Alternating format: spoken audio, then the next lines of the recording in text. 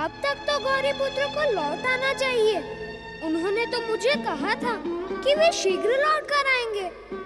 ये परमदेव की कैसी लीला है कि उनके अवतार कभी साथ साथ नहीं रहते।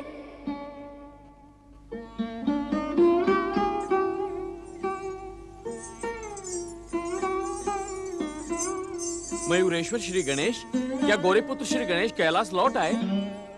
मयूरेश्वर, हम सभी गौरीपुत्र के विषय में जानने को उत्सुक हैं। कृपया बताएं, क्या वे कैलाश लौट आए? मैं कब से उसकी प्रतीक्षा कर रहा हूँ। उसने तो मुझे वचन दिया था कि वह शीघ्र ही कैलाश लौट कर आएगा, परंतु अभी तक। माता पार्वती ने गौरीपुत्र श्री गणेश के लिए उनके प्रिय मोदक बनाए हैं। माता सोच रही थी कि श्री गणेश कैलाश लौट आए होंगे। आप तो जानते हैं मयूरेश्वर कि श्री गणेश को मोदक कितने प्रिय हैं। वे मोदक के अतिरिक्त कोई दूसरा अन्न नहीं खाते।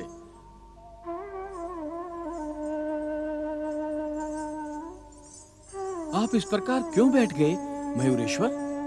क्या हुआ? कुछ नहीं, कुछ हुआ होता तो तुम दोनों को दिखाई ना पड़ता क्या? परंतु आप एकाएक उदास क्यों हो गए? क्या सोच रहे हैं आप मयूरेश्वर? यही कि मैं व्यर्थ ही गौरीपुत्र के कहने पर कैलाश चला आया। यहाँ किसी को मेरी आवश्यकता नहीं है। ये आप क्या कह रहे हैं? सत्य ही तो कह रहा हूँ मैं। माता पार्वती अभी भी मुझे पराया समझती हैं। नहीं मयूरेश्वर, ये बात सत्य नहीं है। सत्य क्यों नहीं है भृंगी? माता पार्वती ने गौरीपुत्र के लिए मोदक बनाए और उन्हें बुला लाने के लिए तुम दोनों को भेजा, परंतु मेरा स्मरण तक नहीं किया। अब मैं यहाँ रहकर क्या करूँगा? मुझे यहाँ से चले ही जाना चाहिए। संभवतः यही परम देव श्री महागणेश की इच्छा है। नहीं नहीं मयूरेश्वर, आप ऐसा अनर्थ ना करें। आपके जाने से हम सब दुखी हो जाएंगे मयूरेश्वर। हमारी प्रार्थना पर कृपा करें मयूरेश्वर। आप पहले की बात ही अदृश्य न हो जाना मयूरेश्वर। मैं जानता हूँ माता पार्वती के मन में मेरे प्रति उतना प्रेम नहीं है जितना तुम दोनों के मन में है। उन्होंने गौरीपुत्र को बुलाने भेजा और मेरा नाम तक नहीं लिया। मैं तो कैलाश में हूँ, फिर भी माता मुझे भूल गई। भूल माता से नहीं, भूल हम लोगों से हुई है।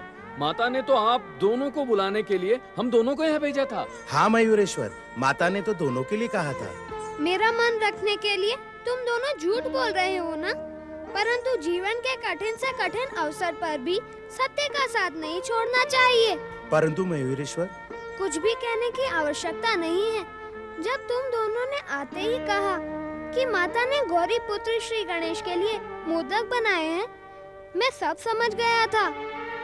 मेरे जीवन में माता का प्रेम नहीं है। हमें क्षमा कर दें मयूरेश्वर, परंतु इस बात का विश्वास करें कि माता के मन में आप दोनों के लिए समान प्रेम है। अभी भी विश्वास करना शेष बचा है क्या? नंदी, भृंगी, मैं मोदक का भूखा नहीं हूँ। मुझे तो प्रेम की आवश्यकता है, माता के प्रेम की, परंतु वह मेरे भाग्य में नहीं है। इतने निराश ना हो मयूरेश्वर। आपकी निराशा के विषय में जानकर माता कितनी अधिक दुखी होंगी। मुझे आपकी निराशा से भय लग रहा है।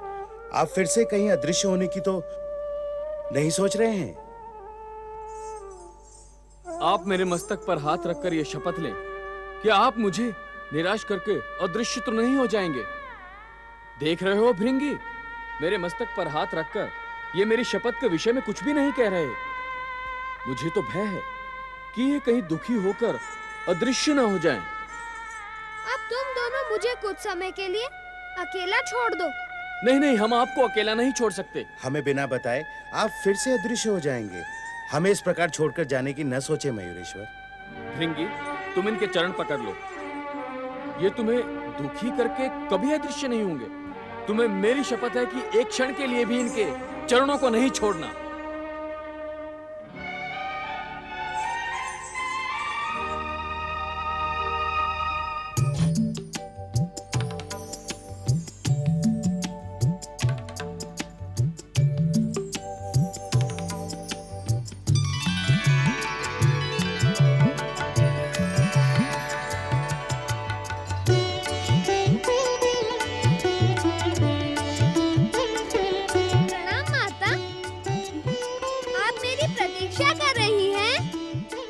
पुत्र गणेश?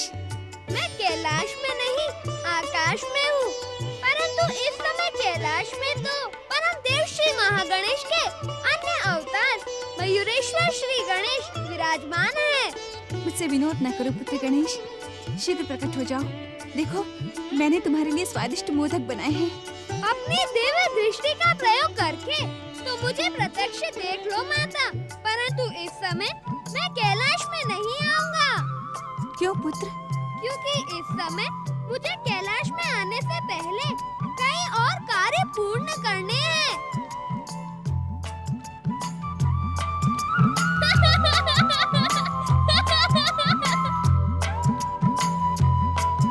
ऐसे कौन से कार्य संपन्न करने हैं तुमको, जिनके विषय में मैं नहीं जानती? आप तो मेरी ही नहीं, इस जगत की जननी है, जगदम्बा है। आपसे कुछ भी छुपा नहीं रह सकता। परंतु इस समय मुझे जो कार्य संपन्न करने हैं, उनके विषय में जानकर आपको कोई लाभ नहीं होगा। समय आने पर आपको सब कुछ पता चल जाएगा। अर्थात तुम यहाँ नहीं आओगे, अपनी माता को सताओगे, पहले की भांति उसे दुख और वियोग पहुँचाओगे। वियोग कैसा माता? मैं तो तुम्हारी दिव्य दृष्टि के समीप हूँ। कहीं भी जाकर मैं तुमसे दूर नहीं रह सकता। हाँ, परंतु मैं एक निवेदन करना चाहता हूँ कि अब मुझे मोदक खाने की आज्ञा न देना। तुम बहुत चतुर हो गए हो गजानन। मैं तुम्हें आज्ञा देने ही जा रही थी और तुमने मुझे आज्ञा देने से रोक दिया। आपकी आज्ञा मानना तो मेरा धर्म है, परंतु आप आज्ञा न दे, इसीलिए मैंने आपको रोक दिया। परंतु माता, परम देव श्री महागणेश के मयूरेश्वर अवतार भी तो तुम्हारे पुत्र हैं। तुमने मेरे लिए मोदक बनाए, परंतु मयूरेश्वर श्री गणेश का स्मरण तक नहीं किया। माता, मयूरेश्वर मुझे बहुत प्रिय हैं। तुम जानती हो, वे एक विशेष कार्य के लिए मेरे ही कहने पर कैलाश में प्रकट हो गए। माता, क्या मयूरेश्वर मेरे समान तुम्हारे स्नेह के अधिकारी नहीं है? कैसी बात करते हो पुत्र? माता के लिए अपने पुत्रों में भेद नहीं होता। परंतु मुझे बुलाने के कारण मयूरेश्वर को आघात पहुंचा है। वे बहुत दुखी है माता। आप उसे अपना शीतल प्रेम और स्नेह प्रदान करके उसके दुखों का अंत करो। मेरी प्रार्थना मानकर उसे यही मोदक प्रेम से खिलाओ। मयूरेश्वर के खाने से मेरी भूख भी मिट जाएगी। अब मुझे आज्ञा दे माता। माता, अनर्थ हो गया। मयूरेश्वर अब कैलाश पर एक क्षण भी रहना नहीं चाहते। गौरी पुत्र के बुलाने पर उन्हें बहुत दुख पहुंचा है। माता, हमने उनको अपनी शपथ देकर रोकने का बहुत प्रयास किया, परंतु वो नहीं रुके। मेरे कहने पर इस समय भृंगी उनके चरण पकड़े बैठा है। कहीं वो किसी को बताए बिना अदृश्य ना हो जाए। नंदी, ये थाल लो और शीघ्र मेरे साथ चलो। मैं अपने हाथों से मयूरेश्वर को मोदक खिलाऊंगी। पुत्र हुआ तो क्या हुआ, अपनी भूल के लिए मैं उससे क्षमा मांगूंगी। मेरे स्नेह की उपेक्षा करके वो कहीं नहीं जाएगा। चलो नंदी। क्या आप मेरे इस प्रकार चरण पकड़े रहने पर भी अदृश्य हो सकते हैं मयूरेश्वर? ऐसा ना करें। आपके अदृश्य होने पर हम सबको बहुत दुख होगा। मुझ पर विश्वास रखो भृंगी। माता पार्वती अथवा गौरी पुत्र श्री गणेश के आने तक मैं अदृश्य नहीं होऊंगा। अब मेरे चरण छोड़ दो। नहीं नहीं, मुझे चरण छोड़ने की आज्ञा न दें। शिव गणों के प्रमुख नंदी महाराज ने मुझे शपथ दी है और मुझे उनकी शपथ का आदर तो करना ही होगा।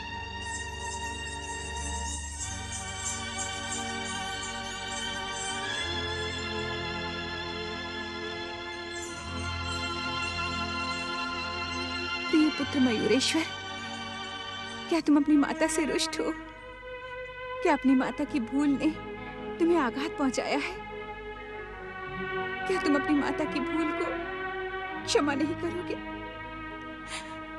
ऐसा कहकर आप मुझे पापी बना रही हैं माता। मैं भला आपसे रुष्ट कैसे हो सकता हूँ? आपकी कृपा से तो हमें शक्ति प्राप्त होती है। ये तुम माता का मन रखने के लिए कह रहे हो ना? यदि तुम वास्तव में ही रुष्ट नहीं हो तो ये लो, ये मोदक खाओ और इस बात का प्रमाण दो कि तुम मेरी भूल से दुखी और रुष्ट नहीं हो।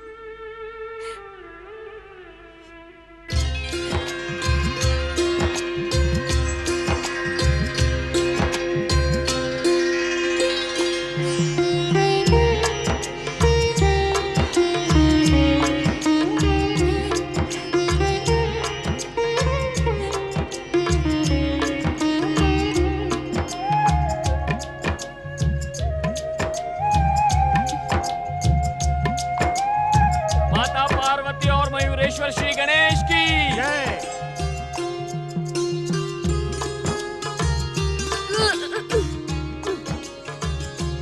माता की आज्ञा का पालन करना तो हर पुत्र का धर्म होता है। माता, मैंने प्रमाण दे दिया कि मैं आपसे रुष्ट नहीं हूँ। हर पुत्र माता से रूठ तो सकता है परंतु रुष्ट नहीं हो सकता, क्योंकि माता की आंचल की छाया में ही तो पुत्र को शक्ति प्राप्त होती है।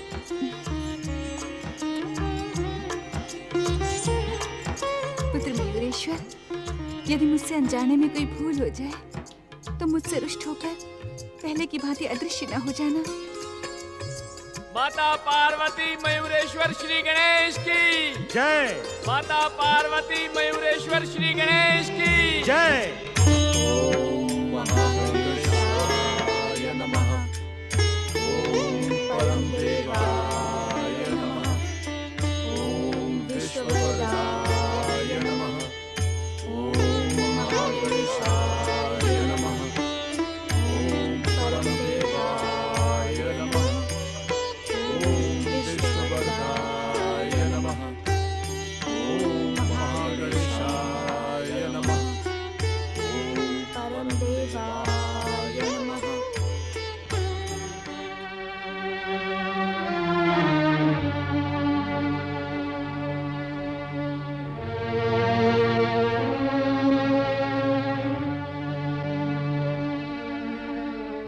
पुत्र इंद्र, आराधना करते समय यदि आराधक के मन में अपने आराध्य के प्रति कर्म और वचन का समर्पण नहीं होगा तो पुत्र उससे आराधना का लाभ नहीं मिलता है। परमदेव तो भाव के भूखे हैं। स्वयं को उनके चरणों में समर्पित करके तुम उनसे वो सब कुछ पा सकते हो जिसकी तुम कामना कर रहे हो। वो अपने भक्तों को कभी निराश नहीं करते। प्रणाम पिताश्री। प्रणाम माताश्री। भैया सूर्यदेव, आप ही के कारण मुझे यह भयानक कष्ट भुगतना पड़ रहा है। आपने भाई जैसा नहीं शत्रु जैसा कार्य किया है। आप तो स्वयं देवता हैं, परंतु सिंधु दैत्य को वरदान देकर आपने देवत्व को कलंकित कर दिया है। शांत हो भैया इंद्र, शांत हो। परमदेव श्री महागणेश की आराधना अधूरी छोड़कर उठ खड़े होना उचित नहीं है। आपने पहले भी श्री महागणेश की आराधना अधूरी छोड़ी थी, जिसका परिणाम आप अब तक भुगत रहे हैं। आपकी मूर्खता का फल भुगतना तो इंद्र का दुर्भाग्य है। आपने सिंधु को अनजाने में अमृत कुंभ प्रदान करके उसे सदा सदा के लिए अमर कर दिया है। अब उससे स्वर्ग का सिंहासन कदापि नहीं मिल सकता। ऐसे में श्री महागणेश की आराधना करने से मुझे क्या मिलेगा? शांत हो जाओ पुत्र, शांत हो जाओ। आराधना करते समय आराधक को अपने आराध्य के प्रति भक्ति दिखानी चाहिए, उनकी भक्ति में लीन रहना चाहिए। क्रोध से मन भ्रमित हो जाता है पुत्र। परम दयालु परम देव श्री महागणेश असंभव को भी संभव बना देते हैं। ये संसार उनकी लीला मात्र है। उन पर पूर्ण विश्वास रखो पुत्र, वे अवश्य तुम्हारा कल्याण करेंगे। मेरा कल्याण? मेरा कल्याण तो मेरे भाई ने कर दिया। संसार को प्रकाशित करने वाले मेरे भाई ने मेरे ही जीवन में अंधकार का विष खोल दिया। मैंने इनको बार बार रोकने का प्रयास किया, परंतु इन्होंने मेरी घोर उपेक्षा की। भैया इंद्र, मैंने तब भी कहा था और आज भी कहता हूँ कि भक्त को उसकी भक्ति का प्रतिफल प्रदान करना तो विधि का विधान है। जिस विधान की आप दुहाई दे रहे हैं, वही विधान आपसे आपका तेज और लोक मांगे तो आप देंगे? पुत्र इंद्र, बात को बात ही रहने दो। बात का बतंगड़ न बनाओ, इससे किसी को लाभ नहीं होगा। किसी को भी लाभ हो अथवा नहीं, किंतु मुझे जो हानि पहुंची है वो तो मैं ही जानता हूं पिताश्री। पुत्र सूर्य, तुम यहाँ किसी विशेष कार्य से आए हो? क्योंकि तुम्हारे यहाँ आने से तुम्हारे भाई को कोई लाभ नहीं हुआ, वो क्रोधित हो गया है। पुत्र सूर्य, इंद्र को जो कष्ट पहुंचा है उसके अंत का कोई उपाय बताओ। पुत्र सूर्य, क्या यह सत्य है कि तुम संजाने में प्राप्त अमृत पीकर सिंधु अब स्वर्ग का सिंहासन कभी नहीं छोड़ेगा? क्या तुम्हारा महान भाई इंद्र सदा सदा के लिए स्वर्ग सिंहासन से वंचित होकर इधर उधर भटकेगा? नहीं माता, नहीं। भैया इंद्र को उनका स्वर्ग सिंहासन अवश्य प्राप्त होगा। ये अटल सत्य है कि सिंधु दैत्य का वध परमदेव श्री महागणेश के अवतार मयूरेश्वर के हाथों होगा। परंतु भैया इंद्र ने बार बार परमदेव श्री महागणेश की आराधना को अधूरा छोड़कर सिंधु दैत्य की आयु को बढ़ा दिया है। आराधना अधूरी छोड़ने का परिणाम शुभ नहीं होता है पुत्र। परंतु पुत्र, पिताश्री, देवताओं की भूल का परिणाम बार बार सिंधु दैत्य को मिल रहा है। इसे रोकने के लिए भैया इंद्र को देवताओं के शुभचिंतक भगवान विष्णु की शरण में जाना चाहिए। भगवान विष्णु की शरण में? हाँ माता, वैकुंठनाथ भगवान विष्णु ही भैया इंद्र को इस संकट से उबार सकते हैं। मैं यही परामर्श देने के लिए यहाँ आया था। अब मुझे आज्ञा दें।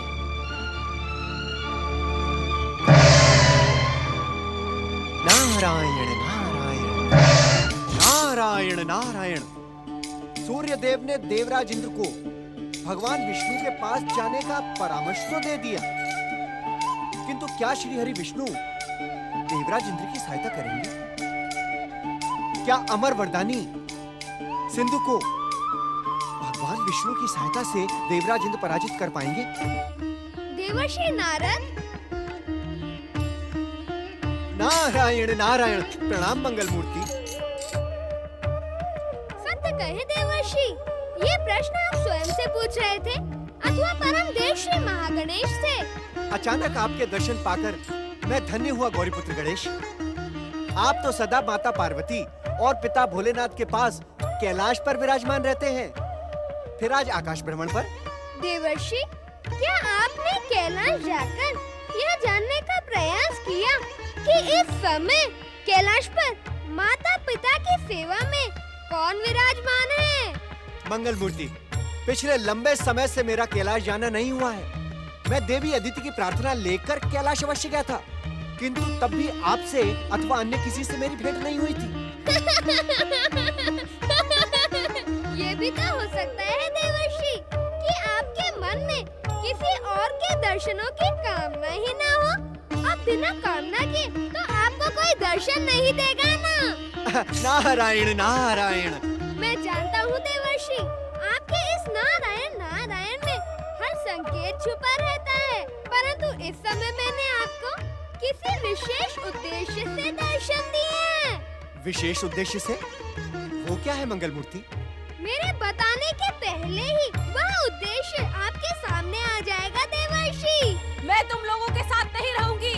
तुमने मेरे साथ छल किया है। मैं इस कारागार में नहीं रहूंगी। मंगल मूर्ति, किंतु ये तो दैत्य माता अदिति की पुकार है। ऐसा प्रतीत होता है कि किसी बात से रुष्ट होकर दैत्य माता अदिति का क्रोध जाग गया है। वे तो हर बात से रुष्ट होती हैं देवर्षि। मैं तुम लोगों के साथ नहीं रहूंगी। किंतु ये स्वर तो तारकासुर के पुत्र तारकाक्ष की स्वर्णपुरी से आ रहा है। क्या दैत्य माता अदिति स्वर्णपुरी पहुंच गई? हाँ देवर्षि, दैत्य गुरु शुक्राचार्य का परामर्श मिलते ही तारक पुत्र उन्हें अपने साथ ले गए। नारायण नारायण। अब तो इस संसार में दैत्य माता अदिति का क्रोध ही प्रभावी हो जाएगा। नारायण नारायण। तुम लोगों ने मेरे साथ छल किया है। मैं इस कारागार में कदापि नहीं रहूंगी। मेरी बात सुने दैत्य माता। नहीं, मैं तुम लोगों की कोई बात नहीं सुन सकती। एक क्षण भी यहाँ नहीं रुक सकती। यदि मुझे रोकने का प्रयास किया तो परिणाम तुम सबके हित में नहीं होगा।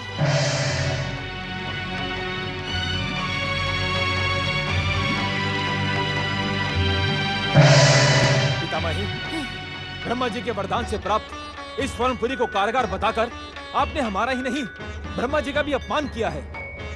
मुझे किसी के अपमान की चिंता नहीं है। मुझे चिंता है तो केवल अपने सम्मान की। तुम सब दुष्ट देवताओं से षड्यंत्र करके मेरे विरुद्ध योजनाएं बनाते हो। ये दुष्टा शांभू की मुझे अपमानित करने के लिए स्वर्णपुरी ले आई है, किंतु मैं अपना अपमान नहीं सह सकती। जब अपने पति और पिता का अपमान नहीं सहा, तो इस दुष्टा का क्या सहूंगी? क्रोध में आप ये भी भूल जाती है कि आपके शुभचिंतक कौन है, कौन आपके जीवन की रक्षा कर सकता है। हमने आपके ऊपर जो उपकार किया, उसका ऋण मारने के स्थान पर आप हमें ही अपमानित कर रही हैं। तू अपमान के ही योग्य है दुष्टा। मेरे बेसुध होने का लाभ उठाकर तू मुझे इस कारागार में ले आई है, परंतु मैं भी दैत्य माता दिति हूँ, जिसका प्रतिशोध और प्रतिरोध कभी थमने का नाम नहीं लेता। मुझ पर उपकार करने की भूल ना कर दुष्टा। सावधान दैत्य माता, अपने क्रोध पर अंकुश लगाएं, अन्यथा मेरा क्रोध भी जागृत हो जाएगा। तेरे क्रोध के जागृत होने से एक दिन के पर भी प्रभाव नहीं पड़ेगा, परंतु मेरे क्रोध से इस संसार में भूकंप आ जाएगा। चारों ओर रक्त की हाहाकार करती हुई नदियां बहेंगी। शांत हो दैत्य माता, शांत हो। इस व्यर्थ के वाद विवाद से कोई लाभ नहीं। आप अपना क्रोध भुलाकर हमारे साथ स्वर्णपुरी में निवास करें। नहीं, मैं वहाँ कदापि नहीं रहूंगी। दैत्य माता, हमारे त्रिपुरों में आपका जीवन सुरक्षित है। हाँ दैत्य माता, सिंधु दैत्य इस अवसर की घात में है कि वो आपसे प्रतिशोध कब ले। पितामही, आप हमारे त्रिपुरों को छोड़कर ना जाएं। ब्रह्मा जी के वरदान के कारण कोई भी शत्रु हमारे त्रिपुरों में प्रवेश नहीं कर सकता। आपने स्वयं देखा होगा पितामही कि हमारे त्रिपुरों में निरंतर दैत्यों के आराध्य भगवान शिव की आराधना होती है। शिव दैत्यों के आराध्य नहीं, घोर शत्रु हैं। शत्रु, उनकी आराधना करके तुम तीनों दैत्य विरोधी कार्य कर रहे हो। जहाँ शिव पूजन होता है, मैं वहाँ एक क्षण भी नहीं रुक सकती। हाँ, यदि तुम तीनों शिव पूजन का त्याग करो, तो मैं तुम्हारे त्रिपुरों में रहने का विचार कर सकती हूँ। अपने क्रोध का त्याग करो दैत्य माता। तारकासुर के पुत्रों की शिव आराधना को रोककर तुम भयानक पाप की भागी बन रही हो। दुष्कर्मों के कारण वैसे ही तुम्हारा जीवन कलंकित हो चुका है। अब और अधिक कष्ट क्यों भोगना चाहती हो दैत्य माता? दुष्ट गजमुख, तू यहाँ भी चला आया? तू मेरा पीछा कब छोड़ेगा? मैं तुम्हारा पीछा नहीं करता दैत्य माता। मैं तो तुम्हारे पीछे पड़ने वालों से रक्षा करता हूँ। दुष्ट गजमुख, आज मैं तुझे दंडित करके अपना प्रतिशोध पूरा करूंगी। तारक पुत्रों, आज्ञा दैत्य माता। यदि तुम सब चाहते हो कि मैं तुम्हारे साथ रहूं, तो मेरी आज्ञा मानकर इस दुष्ट दैत्य शत्रु गजमुख को इसी समय समाप्त कर दो। दुष्टता से मेरी ओर देखने का साहस ना करो तारक पुत्रों, अन्यथा मेरे पिता भगवान शिव के हाथों इसी समय तुम्हारे त्रिपुरों का सर्वनाश और तुम सबका वध हो जाएगा। इसकी चेतावनी पर ध्यान ना दो। मेरा विश्वास जीतने के लिए इस पर अपना वरदानी प्रहार करो। मुझ पर प्रहार करके तुम्हारी वरदानी शक्तियाँ नष्ट हो जाएगी। यदि तुम अपने वरदान की रक्षा करना चाहते हो, तो पहले की भांति शिव आराधना करते रहो। भगवान शिव की कृपा तुम्हारे जीवन का प्रमाण है। यदि तुमने हमारी बात नहीं मानी, तो मैं ही तुम्हारे हाथ का सूत्रधार बन जाऊंगा। उस दुष्ट गजमुख को अदृश्य होने का अवसर देकर तुम तीनों ने ये सिद्ध कर दिया है कि तुम तीनों कायर व दैत्य शत्रु हो। मैं तुम तीनों के साथ कदापि नहीं रहूंगी। मैं तुम्हारी स्वर्ग विजय से अत्यंत प्रसन्न हूँ पुत्र। शीघ्र प्रकट होकर अपनी माता का आशीर्वाद प्राप्त करो पुत्र। जन्म देने वाली माँ की उपेक्षा ना कर पुत्र। मेरे सामने आ पुत्र। माता का आशीर्वाद पुत्र के भविष्य को सुखमय बना देता है। पुत्र सिंधु, मेरे सामने शीघ्र प्रकट हो पुत्र, शीघ्र प्रकट हो। तुम मेरी माता हो, इस पर तो किसी को भी संदेह नहीं, परंतु इस समय तुमने स्वर्ग सम्राट सिंधु को पुकार कर यह सिद्ध कर दिया कि तुम्हारे भीतर माता के योग्य हृदय नहीं है। ऐसा क्यों कह रहा है पुत्र?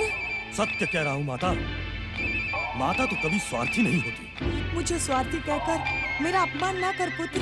स्वार्थी ना कहूँ तो क्या कहूँ माता? आज जब अपनी अमर वरदानी शक्ति से हमने स्वर्ग पर अधिकार कर लिया है, तब तुमने मेरा स्मरण किया। उस समय तुम कहाँ थी जब मयूरेश्वर श्री गणेश के प्रहार से मैं अचेत होकर समुद्र तल में पड़ा था? मुझे तुम्हारे अचेत और आहत होने का कोई समाचार नहीं मिला पुत्र। और स्वर्ग विजय का समाचार मिल गया? तुम धन्य हो माता, और धन्य है तुम्हारी ममता। जिस सूचना से तुम्हारे स्वार्थ को शक्ति मिलती है, वो तुम्हें प्राप्त हो जाती है, और वो सूचना जहां तुम्हारा पुत्र आहट पड़ा है, वो तुम तक नहीं पहुंचती। मुझे इस तरह अपमानित ना कर पुत्र। अपमानित तो तुमने मुझे किया है।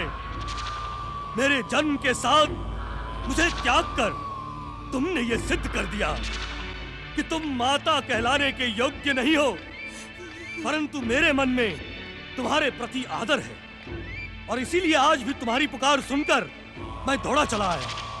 अपने उग्र स्वभाव के कारण प्रायः मुझसे भूल हो जाती है।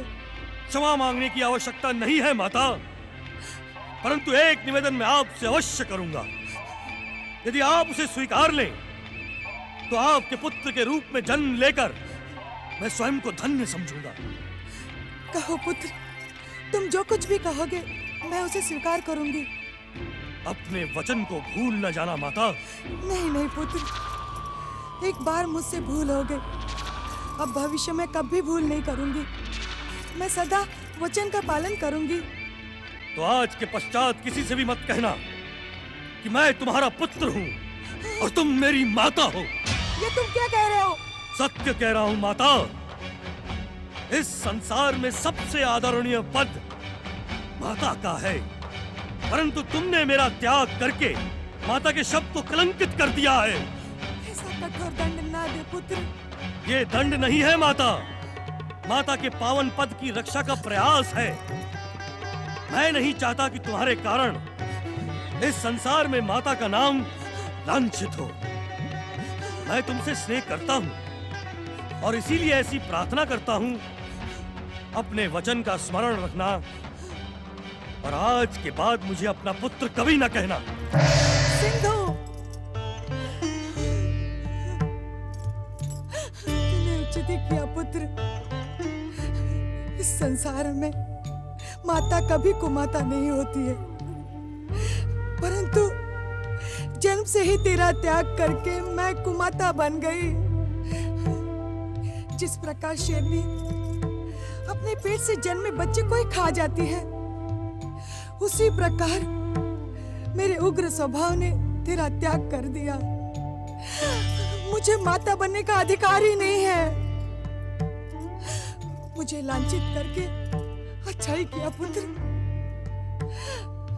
परंतु कलंक का ये काला मुख अब मैं इस संसार में किसी को नहीं दिखाऊंगी। मुझसे जो पाप हुआ है, मुझे उसका प्रायश्चित करना ही होगा पुत्र। मुझे उसका प्रायश्चित करना ही होगा।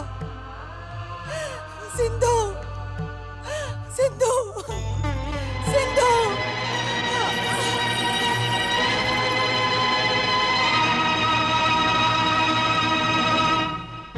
मयूरेश्वर श्री गणेश कभी भी सिंधु का वध नहीं करेंगे। हमें जीवन भर ऐसे ही भटकना होगा। धैर्य धारण करे देवराज। कैसे धैर्य धारण करूं?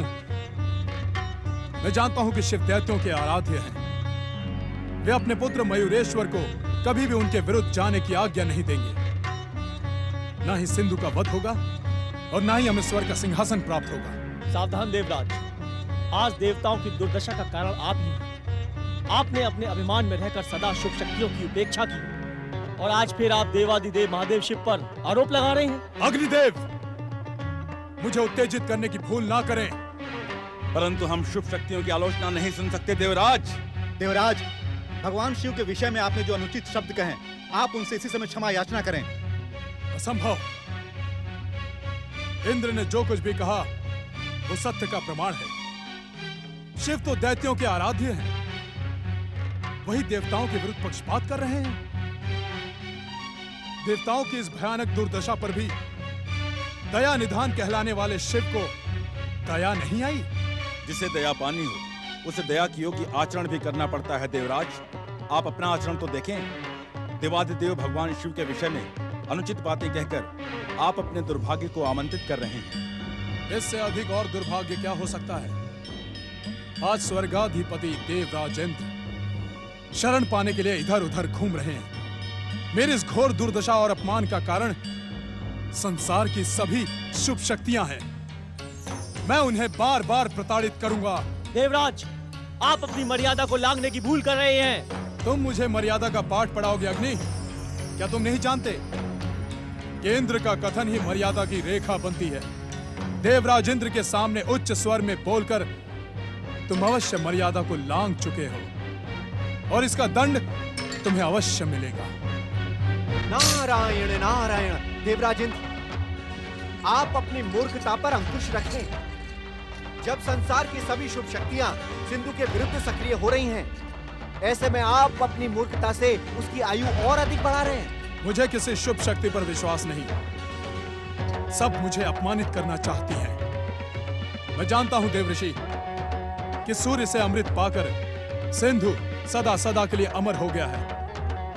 अब उसे मयूरेश्वर तो क्या, स्वयं महागणेश भी मार नहीं सकते। गंग गंग गंग गंग गंग। देवराज, आपने किसी पर विश्वास करना तो सीखा ही नहीं। इस समय तो आपको सूर्य देव के परामर्श के अनुसार भगवान विष्णु के समीप होना चाहिए था। श्री हरि के पास जाने का परामर्श देकर वो मुझे भ्रमित कर रहा है। वो मुझे भटकाकर अपने वरदान की रक्षा कर रहा है। वो जानता है कि निरंतर भटकते रहने के कारण क्रोधित होकर जब मैं श्री हरि के पास जाऊंगा तो वे भी मुझसे रुष्ट हो जाएंगे। वो सूर्य निरंतर मेरे विरुद्ध षड्यंत्र कर रहा है। नारायण नारायण। देवराज इंद्र, आपके विरुद्ध षड्यंत्र सूर्यदेव नहीं, आपका अभिमान और आपके दुष्कर्म कर रहे हैं। आप सच्चे हृदय से जिस किसी के भी पास जाएंगे, आपको उसकी कृपा का प्रसाद अवश्य प्राप्त होगा। अब मुझे किसी पर आस्था नहीं रही, किसी पर विश्वास नहीं रहा। तब तो आपकी सहायता कोई भी नहीं कर सकता देवराज। आपने अपने मिथ्या वचनों के कारण दिव्य लोकों में जाने की शक्ति खो दी है। अब आप वैकुंठ लोक, कैलाश अथवा ब्रह्मलोक में प्रवेश नहीं कर सकते। ये आप क्या कह रहे हैं देवऋषि? नारायण नारायण। देवराज इंद्र, मैं सत्य कह रहा हूँ। यदि शुभ शक्तियों की उपेक्षा के पश्चात भी आपके भीतर दिव्य लोकों में जाने की शक्ति बची रही, तो इस संसार में शुभ शक्तियों की उपेक्षा की परंपरा जन्म ले लेगी। आपको अपने दुस्साहस का इतना दंड तो अवश्य मिलना चाहिए। नारायण नारायण।